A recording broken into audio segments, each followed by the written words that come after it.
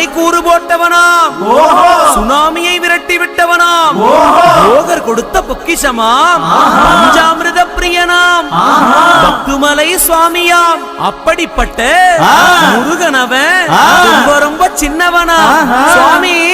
சின்ன சின்ன முருகைய சிங்கார முருகைய கொஞ்சி கொஞ்சி தமிழ் பேசும் செந்தில் வடிவேலனவ.